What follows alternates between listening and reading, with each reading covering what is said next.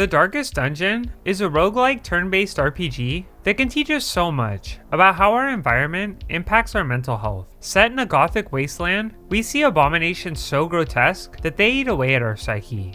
One thing that sets this game apart is that psychology directly impacts the gameplay. After enduring enough stress, we eventually fall into madness or rise to meet the challenge. Depending on the outcome, the character will receive a psychological affliction or virtue. Stress works the same way in the real world. Experiencing extraordinary amounts of pain or adversity can bring out the best or worst in people. This tension can change the way we behave. Someone in a hyper-stressful situation is gonna act vastly different than someone who feels comfortable and fulfilled. We, the player, also feel a sense of dread when playing the Darkest Dungeon. When we lose a member of our crew, they are gone forever. The psychological strain the in-game characters experience can be similar to our stress after losing a teammate, investing countless hours into a hero only to have them taken in an instant.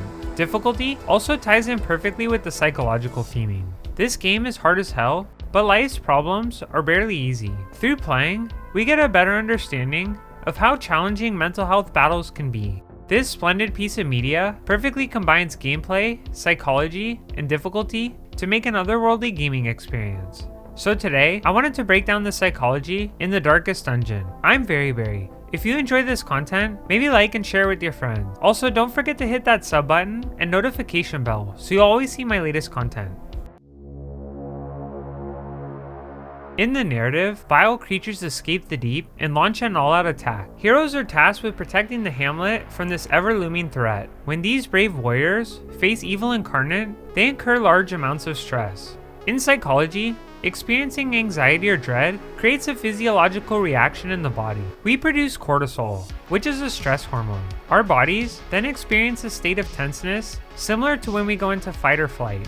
Over time, this can take a tremendous toll on our physical health and lead to a slew of negative consequences. Stress is generally considered a harmful experience for our mind and body, although it can come in handy in times of adversity. Channeling tense feelings into something productive can be a way to empower oneself. The Darkest Dungeon helps us understand how much stress dramatically impacts people. A huge hit in battle or a poorly lit room makes the characters feel a sense of unease. Bleak environments and disgusting sights all impact the heroes differently. After the stress builds enough, characters will be changed psychologically.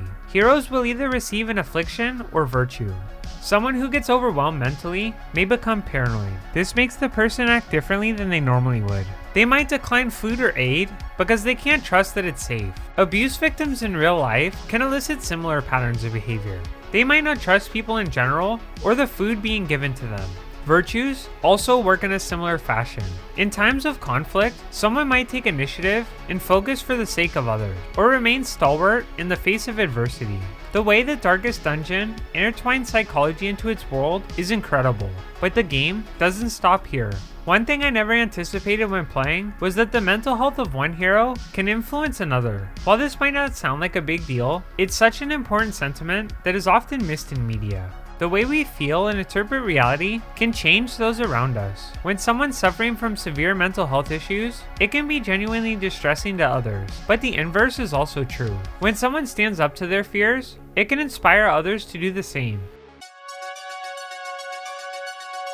We went over this briefly in the previous section, but I think gameplay deserves its own chapter. In other games that focus on mental health, psychology rarely changes the gaming experience itself. We understand playing Celeste, the challenges associated with negative feelings, but the gameplay remains relatively the same. In Darkest Dungeon, a hero's mental health completely changes the way their character plays. A Houndmaster afflicted with hopelessness might refuse to take their turn or receive a heal. A jester who feels powerful can buff other heroes. So why does any of this matter? By playing this game, we get a more hands-on understanding of how mental health impacts all of us. When we know that a negative affliction will hurt our run, we also have to be more aware of how it impacts the game, which gives us a better understanding of a psychological affliction than if we never interacted with this media. Someone who isn't familiarized with psychology can still understand how selfishness or irrationality can manifest from stressful encounters. I'm the only one taking damage in these fights, so forget everyone else. I need the food. The gameplay also shows us that we can be susceptible to different types of trauma. An accusation isn't a physical attack, but it can impact us physically through our mental health. For example, we can have a heart attack given enough tension, but this stress came from words, not weapons. Psychology is a direct part of the game design that forces us to learn this information if we are to survive this nightmare.